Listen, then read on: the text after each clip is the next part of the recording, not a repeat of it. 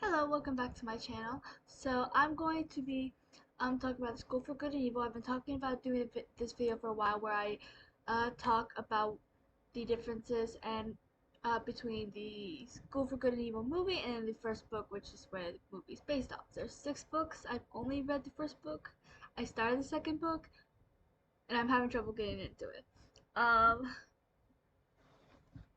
Because this video won't be just about the differences, it'll be about why I think the movie is actually better, which is rare. Like, I'm sorry, no matter how good an adaptation is, the book is 95% of the time is going to be better than the movie or TV show or whatever. I do like Pretty Little Liars and Vampire Diaries TV shows better, but I don't know if that's because they're just so much different than the books. And I read the TV and I watched the TV shows before I even knew there were books. But yeah, and then I'm loving the Percy Jackson TV show adaptation. I wouldn't say it's better, but it might be one of the best book to TV adaptations ever already. Um, and then obviously, even though there's a lot of wrong with there's some things that annoy me with the Harry Potter movies. There's still some of the best adaptations, in my opinion, as well. Still some of my favorite movies ever. But the books are still obviously so much better, except for Order of the Phoenix. I actually prefer that movie over the book. But other than that, I'd say every book I've ever read that had a movie or a TV adaptation, it just wasn't as good as the movie or the book. Because it never really is. But when I saw the trailer for the School for Good and Evil, I was like, oh my gosh, this looks so good. I cannot wait for it to come out. But then I found out there were books, and I was like, I have to read the books. So, a year ago, when my friend sent me $20 for my birthday, I bought 4 books, 3 of them being the first 3 books, and School for Good and Evil. And the movie had already come out by that time, and I really badly wanted to watch it, so I read the first book as quickly as I could, um, and then just watched the movie like right after. It was really late, and I was like, I don't care. I finished the book. I stayed up this late to read the book, and now I just need to watch the movie. So I watched it like right after I finished the book. Like, I just really want to see that movie. It already had a couple people that I really like. Sophia Wyland or Weiler, something like that. I'm not sure how to pronounce her last name, but she's from High School Musical, the series, which I loved her acting in there, and she does a phenomenal job in this movie. And Kit Young, who plays Jesper in Shadow and Bone. He's really only in the beginning and end though, but he plays his job as because he plays twins at the beginning, and he plays the job of both good and evil so well. And obviously, Jesper in Shadow and Bone is more morally gray rather than just pure good or pure evil. So he can play all three apparently, and he's just a great actor, all around. But I um so I'm going to explain why I like the movie better. So basically, in the book, the it's a so basically there's these every year, like a couple kids from this town gets dragged away, and everyone is terrified of when that day will come, not knowing who it will be. And one will go to the School for Good to learn how to be a princess, prince, hero of any type, or to School of Evil to be a witch and a villain and a monster, basically. Um, Obviously Sophie and Agatha are chosen, and they go, and Sophie, who is insisted that she belongs to the School for Good, ends up in the School for Evil, and Agatha ends up in the School for Good. And then obviously the entire time, Agatha just wants to get the 2 of them back home because she thinks this is all insane and this isn't the kind of life she wanted. She doesn't want to be a hero or a villain. And then Sophie obviously wants to be a hero, so she's trying so hard to be in the School for Good, but then she ends up getting corrupted by the evil, and Agatha has to save her. And in the but the main thing in the book and the movie is supposed to be the connection between the characters. Especially connection between characters are obviously so important, but especially when the main point is the connection between 2 characters, whether it's in a romantic sense or a friendship sense or a family sense. You're supposed to feel that connection.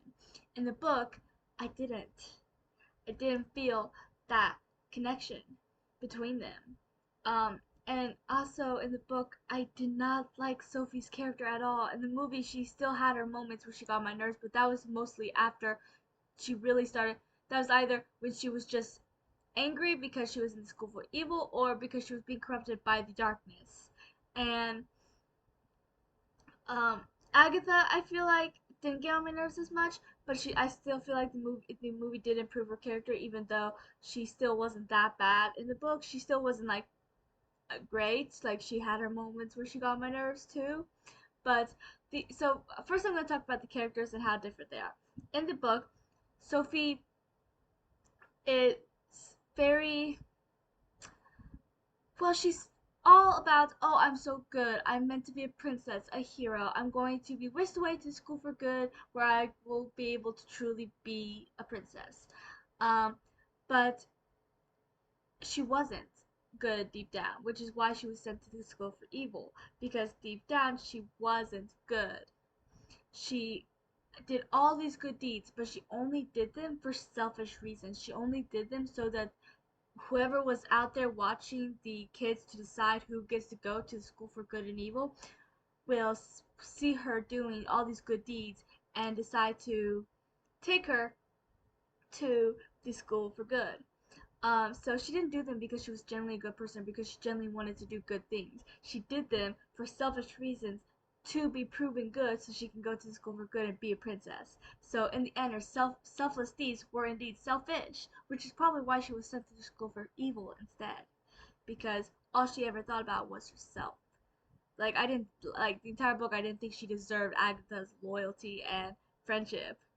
Um, in the movie, however, she was generally a good person. It didn't mention whether she did a bunch of good deeds or anything, and I don't think she necessarily did because um, in the book, everyone knew about the story, like I mentioned, but in the movies, it's a fairy tale and nobody even knows about it. Sophie and Agatha don't even hear about it until the librarian tells them about this fairy tale, and whether or not it's real or not is another story. Sophie was hoping it was real because she wanted to get out of the town, um, and she obviously wanted to be a princess, but it felt more like in the book it felt more selfish, like she just wanted to be seen as this amazing princess, this beauty. But in the movie, she generally wanted to get out of town because she had a horrible life. She basically was like Cinderella. Like her mom was dead. Her dad was kind of neglected her. Her stepmother was awful to her and paid more attention to her. To I think she has brothers or siblings, whatever, than to her. And she's basically Cinderella. So she hated her life and she wanted something better. And her mom always told her that she was meant for greatness. So she wanted to prove that by being whisked away to school for good and do something great in honor of her mother and to get out of the town and her stepmother and all of that. And that felt so much more genuine and so much more understandable. So in the movie, you're generally wondering most of the time until you start to notice her darkness and stuff, why she was sent to school for evil, because she seemed like a genuine good person. Like in the book, the whole point is how come Sophie, who seems like your everyday princess, and Agatha, who seems like your everyday witch, would end up in the wrong schools. But it didn't feel that way because the entire time you're like, but she's not actually that good, so it's understandable. Where in the movie, it's like she's actually seems like a good person, so why did she end up in the school for evil? That at least as I was reading, I felt like you were supposed to wonder why she was sent to the school for evil, but I didn't because I was like, I understand why she was sent for the school for evil because she's just not a good person. Um, but in the movie, she was like a genuine good person. Like, don't get me wrong, she had her darkness, and but I still don't think she would have ever gone as evil as she did if she wasn't sent to school for evil. Um, Now let's talk about Agatha. In the book, she I don't want to say she seemed more colder at the beginning. I just feel like she was more standoffish and she seemed rude at first glance, but that's just because she pushed people away because the entire town hated her anyways. They believed her and her mother were witches, and so they treated her horribly. They hated her, and she was pretty much alone. All she had in the entire world was her mother. Um, and So she was very rude at first glance, and she pushed people away because she didn't believe anyone could actually care about her. So she seemed rude and awful and mean, but in the end, she actually wasn't, which is why she ended up in school for good. Which I feel like the book did better in understanding Agatha's character than Sophie's, but in the movie, she seemed nice right away. But then again, I'll get to her and Sophie's relationship in a minute to explain more about that. But um, she seemed genuinely good and kind. Yeah, she has wild bushy black hair. She wears, not necessarily, pretty princess dresses and stuff, but she's very nice, and she cares about people, and she's also very um she hates going around the town by herself because of how everybody sees her, and she's definitely not as cold or standoffish as she is in the uh movie or the book. But I think part of that is because the differences between her friendship with Sophie in the book and movie. In the book, um, the two of them are only now just becoming friends, and that was only because Sophie wanted to do another good deed to become a princess for the school for good by uh taking on a charity case and helping Agatha, even though she's kind of afraid of Agatha, and she thinks how pretty much everybody else thinks about her, that she's a witch, that she's awful, that she's cruel, that she just hexes people. And she only really wanted to become a friend for a good deed by showing people that she's kind and good by befriending the outcast. So that's another reason why their friendship didn't stick with me in the book, because it never felt genuine. And then Agatha later on in the book is always trying to save Sophie and help her and understand her and be with her, because she felt like this is the first time she ever had a friend, and she's actually starting to care about her and feel loyalty towards her because she actually wanted to be her friend, which no, she didn't. I think at some point she does find out that it was like all fake at the beginning or whatever, but it just annoys me. It just annoyed me because like the entire point is their relationship. Like that, like at the end of the book, the entire point was about them saving each other and choosing each other over this world, over their home. It's like they are choosing each other. Um, but so I just didn't feel the connection in the book because I was like, Agatha, she deserves so much better, and Sophie didn't deserve Agatha's loyalty, especially since the entire book Sophie keeps saying to Agatha's face, "You belong here in the school for evil. I belong in the school for good." Good. And I'm just like, why is Agatha dealing with this? Like, I get that she was your first friend, but it was over lies. So is she really your first friend? And it just annoyed me. I also felt like Agatha was more of a pushover towards Sophie in the book than in the movie, but then again, their friendship was just so much better in the movie. In the movie, you actually see a flashback near the beginning of the two of them when they were younger, and Agatha saw Sophie at her mother's grave because she actually lives near the graveyard, and she made her this little like crown thing out of sticks, and said, "I'm sorry for you about your mother." And the two of them started talking, and the connection just felt real and it felt genuine. And then you see them as teenagers, and they are so kind and to each other, and they will do anything for each other. It's not just all on Agatha. Like the friendship in the book felt 110% one-sided on Agatha. Like the movie had its top moments, but that was mostly because of the darkness. And so when the darkness was corrupting Sophie, she wasn't caring about Agatha anymore because she was supposed to be evil. Agatha was supposed to be good, but so because of that, she acted like she didn't care about Agatha, and Agatha had to save her in the end. But that was because of the darkness. Like at least Sophie showed that she genuinely cared about Agatha at the beginning and throughout, up until the darkness started really corrupting her. Like when in one scene in the movie when Agatha, they split up because they both had to run errands real quick before they met up again. Agatha didn't want to, obviously, because the Italians had hated her, but you saw her vulnerability and her insecurities in that moment, which I felt like we didn't get to see in the book, makes which is another thing the book went wrong, because it if you're supposed to make this point that Agatha is standoffish and cold at first glance because she's scared of getting close to anybody because of how the town treats her, then you really need to show her insecurities and her vulnerability, which I don't think the book really did. But the movie did. Like in the scene itself, you can see how scared she was to walk around the town, to see everybody watching her with this disdain on their faces.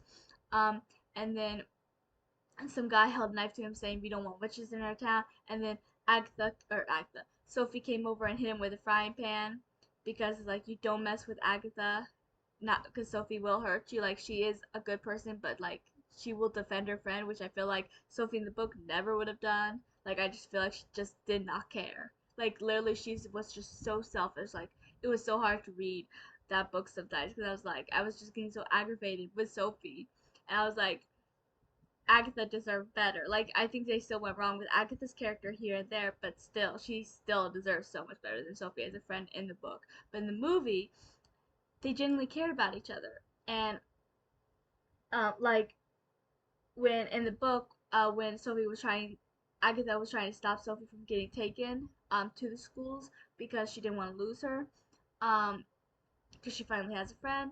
And Sophie got so mad at her, saying, "This is what I need. This is who I am. This is what I've been training for." But in the movie, when she was trying to get taken because she wanted to go to school for good, and Agatha tried to stop her, she didn't get mad because she understood where Agatha was coming from. Because Agatha didn't want to lose her, and Sophie understood that she didn't want to lose Agatha either. But at the same time, she needed this, and she was sweet towards Agatha.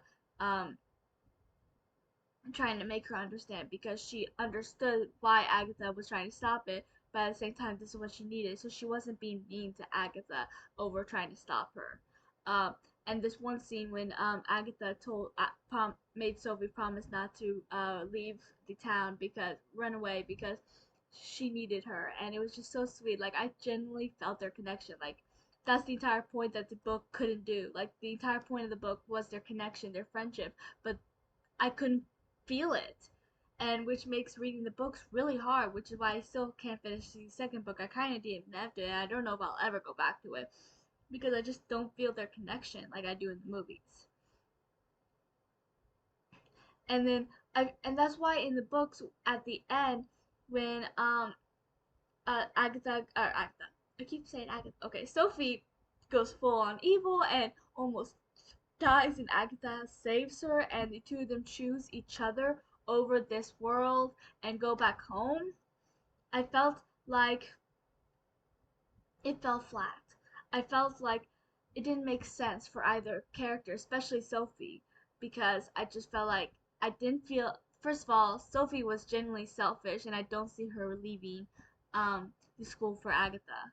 And I don't feel their connection for Agatha to save Sophie over her love. I didn't feel the connection. So it fell flat, and it didn't make sense to me because I felt like it was completely out of character because their friendship was never really there, and the Sophie was just incredibly selfish, and Agatha, I feel like with Agatha, even though I still feel like Sophie was worse, I feel like Agatha, her it was all about having one real friend, like her first friend. It didn't feel like it was actually about Sophie. Like she was like, I finally have a friend. I finally have a friend. And it was never about I can't lose you. About I can't Sophie, I need you, or anything like that, or I can't let anything happen to you, Sophie. Like it was in the movie. Like Agatha was generally trying to save Sophie because not just because she's her friend, but because she loves Sophie. But in the book, it was all about I finally have a friend. I finally have a friend. Like the amount of time she said that just annoyed me. So yeah, Agatha annoyed me too, just not as much as Sophie. um, but yeah, so it just annoyed me. And but in the movie, on the other hand, at the end, um, with the final fight and Agatha refusing to hurt Sophie, and then Agatha was willing to risk everything to save Sophie, and Sophie wanting to go back so that things could go back to normal between her and Agatha. Like it all felt real and raw and true and genuine because it was. Because the entire movie, I felt their connection and their love for each other. Even when Sophie was going to the dark side, like I felt their connection and their friendship and their love for each other. And that's why in the end it felt so much more believable that Agatha was able to save Sophie. That Sophie wanted to go back because she wanted her friendship with Agatha more than she wanted this world. And it actually felt true and it felt genuine and real and raw because I felt it the entire movie. Whereas in the book, I didn't. I didn't feel the connection and the friendship and the love. And so when that happened at the end, it just fell flat because I didn't feel it all throughout the book. Like, if you want to do something as sweet and as epic, and I love a good friendship, and I love that the main thing was friendship, and at the end, the friends saved each other because, don't get me wrong. Okay, I don't mind. I like romance aside. Like, there are some ships and books and movies and TV shows that I absolutely would die for. Like, I love them, but I will always go for the friendship, but first before the ship. I feel like friendship is underutilized and just very underrated. Period. And I'm a friendship girly. Like I'll take that friendship over the romance any day of the week. So when there is a book that has a book or movie, whatever, that has the friendship first, like the main thing is the friendship, like I will eat that up. Like I love it. And especially in fantasy, I feel like that's seen even less. Maybe that's just me. I don't know. Um, so I I was really disappointed when I didn't feel the connection between the friendship and the book. But when I watched the movie, I was like, oh my gosh, this friendship was greatly improved. I feel the connection. Like they genuinely love each other. They would genuinely do anything for one another, die for one another, risk everything they ever thought they wanted for one another. Like I believed it, which is the entire point of the book. You're supposed to feel that connection, especially since that connection is the entire point, especially with the ending they had. It falls flat if you don't feel the connection. If the readers don't feel the connection, then how? There are so many books that I just think, no matter how good the book itself was, just doesn't isn't good without the connection of the characters, especially if the connection of the characters is the focus point. Like, I'm trying to think of an example. Seekers. The main thing is the friendship, and there's 12 books. The first 6 books is the series is just called Seekers. The second 6 books is called Seekers Return to the Wild. And anyone who knows me knows it's one of my absolute favorite books. It's tied for my favorite, along with Harry Potter. I am obsessed with Seekers. Okay, definitely read it because it's just too underrated, and I don't have anybody to talk about it with Seekers because I don't know anybody who likes Seekers. But anyways, moving on. Um, Spoiler alert, so if you do plan to read Seekers, I suggest skipping just a little bit because I am going to spoil the end of book 6.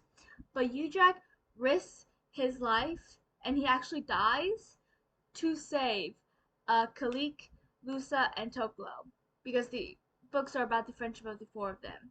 And that's seen if in the previous books and didn't show the friendship and show how much they care about each other, like the amount of times they did risk themselves to save one another, or um, when one of them was kidnapped or something, risk everything to go save them. Like they keep um, like Toklo was a lot like book Agatha. Like she's standoffish, she can be cold and mean when at first glance because he's been through a lot, but he genuinely cares.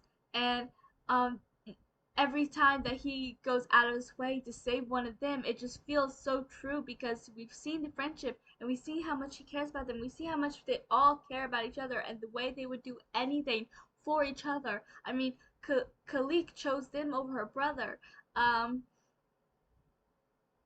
uh, Tokolo, I mean, I just explained Tokolo. Lusa, uh, left her entire family to find them, and um, I'm missing a character. Kalik, my favorite character. I can't believe I almost forgot about her. Um, she. I already mentioned her, didn't I? Okay, yeah, because she chose them over her brother, and Yuchek died to save them and to save other bears, but of course it was mostly about saving them because they are his best friends. And if we didn't see the connection between them beforehand, then that scene would have fall flat. It's like, why did he sacrifice himself? Like yeah, it's sweet, but it's like it doesn't affect you the way it does if you feel the connection. Which is why that scene at the end of the book just didn't affect me because I didn't feel the connection. I didn't. And it's like it just felt completely off character for both of them, especially Sophie and their relationship. And so it's like I just didn't feel it. And especially since the entire point is the friendship, just like with Secrets, the entire point is the friendship, just like with Harry Potter, like the entire point is the friendship between the three characters. And like when Ron sacrificed himself, or in Prisoner of Azkaban when Ron um got really badly injured saving Harry, like, and then he stood up on broken toes in order to tell a known murderer, if you're gonna kill Harry, you have to kill us too. Um, or when Harry saved Ron from the poison in Half-Blood Prince, and his reaction and his fear of losing him, like all of that would have fallen flat if we did not see the connection of these characters and seen the friendship and seen how much they love each other and would do anything for one another and save each other. And those scenes where they almost died to save one another, or their reactions to the other one almost died, just would have not worked if we didn't feel the connection, which is why the ending scene in the School for Good and Evil book just doesn't work. It just falls flat because I didn't feel the connection. And I also felt out of character for the characters, especially Sophie, because like Sophie never would have left, even if it meant dying. Like she wanted this world in the book. I believe that. And Agatha, then again, I don't know if her love for Sophie could have worked in the book because I feel like she cared more about having a friend than actually Sophie herself. And then their connection, like they didn't seem like true friends because I didn't feel it. They weren't true friends in my opinion. So it shouldn't have worked. So her love for her shouldn't have woken her because I didn't think that they actually loved each other. Like I didn't. But in the movie, it did work. It worked so beautifully because the entire time I was rooting for them and their friendship. I was rooting for them to survive this and be together and platonically, and just because they loved each other so much. And I felt it the entire time, every step of the way. I was like, they love each other so much and they're going through so much. I hope that their love and their um I hope their love for each other saves them in the end, and it did. And I felt it. Yeah. So that is why I feel like The School for Good and Evil is so much better than the book. Um, and I DNF book two. I'm not sure if I'm gonna continue it ever. Um, so oh well. But yeah. So instead, um, I looked up not that long ago if there is gonna be a second school because I might end up continuing the books just to see what happens. I mean, obviously the movies are going down a different path, but it's still more or less the same story. They're just making it better. And so I do want to kind of see what happens.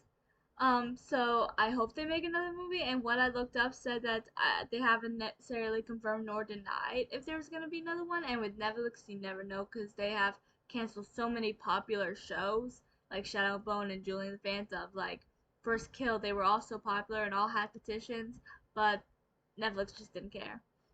So I have no idea whether they'll confirm or deny it, and how many movies they'll actually make, because there are technically 6 books. So I may end up trying to read the books again just to see what happens. But it depends, because like I said, the books also really, really annoy me, and so I'm not sure if I'll ever be able to read them, but we shall see. But thank you for watching. Please like and subscribe and comment if you watched the School for Good or Evil or read the books, and if you like the movies or books better, and why, and I will chat with you below in the comments. Until next time.